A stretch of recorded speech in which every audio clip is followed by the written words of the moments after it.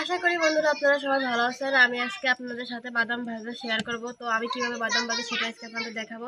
এখানে কিন্তু আমি কিছু কাঁচা বাদাম নিয়েছি, আর আমরা কিন্তু সবসময় কাঁচা বাদামই কিন্তু কিনে রাখি, তারপরে কিন্তু এইগুলো আমরা মাঝে মাঝে ভেজে খাই। আর আজকে আমি কিন্তু বাদাম ভাজবো।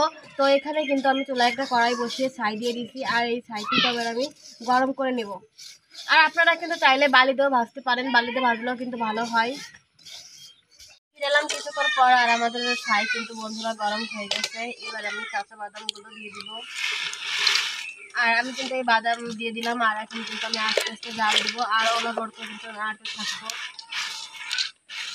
কিন্তু বন্ধুরা অনবরত কিন্তু নাড়তেছি। আর এই দেখুন আমাদের বাদাম কিন্তু ভাজা হয়ে যাচ্ছে, কালারও কিন্তু চেঞ্জ হয়ে যাচ্ছে।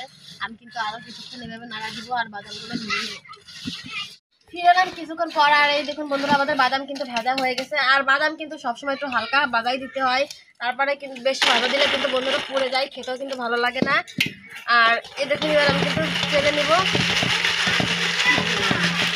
আমি কিন্তু বন্ধুরা এই বাদাম কিন্তু ঝেড়ে ছাই ফেলে দিছি। এবার কিন্তু আমি একটা পরিষ্কার উল্লা নিয়ে নিচ্ছি, আর এটা কিন্তু এইভাবে দিব।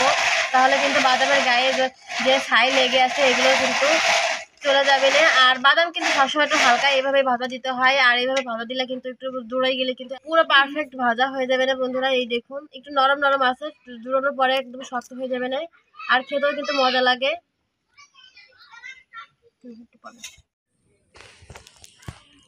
ফিরে এলাম কিছুক্ষণ পর, আর এই দেখুন আমাদের বাদাম কিন্তু একদম ঠান্ডা হয়ে গেছে।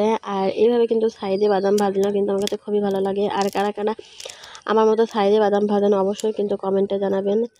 আর এই দেখুন আমি কিন্তু পুরো কিন্তু পুরাই নেই বাদাম, যার জন্য কিন্তু এই দেখুন ভিতরটা কিন্তু কত সুন্দর রয়েছে, আর খেতেও কিন্তু খুবই ভালো লাগে। আর একদম মশমশা হয়েছে বন্ধুরা। এই দেখুন আপনারা দেখে হয়তো বুঝতে পারতেছেন যে কতটা সুন্দর ভাজা হয়েছে, একদম পারফেক্ট ভাজা হয়েছে। আর আমি যদি বাদামগুলো আর একটু লাল পুড়াই ফেলতাম তাহলে কিন্তু ভিতরটাও পুড়ে যেত, আর খেতেও মজা লাগতো না, তিতো লাগতো। আর এইভাবেই কিন্তু আমি সবসময় বাদাম ভেজে খাই। আর আপনারা কিন্তু চাইলে এখানে বা চায়ের পরিবর্তে কিন্তু বালিও দিতে পারেন, বালি দিয়েও ভাজলে কিন্তু ভালো হয়। আর কারা কারা আমার মতো এইভাবে ছাই দিয়ে বাদাম ভাজেন অবশ্যই কিন্তু কমেন্টে জানাবেন। আর ভিডিওটা ভালো লাগলে অবশ্যই like, comment, share and subscribe করবেন।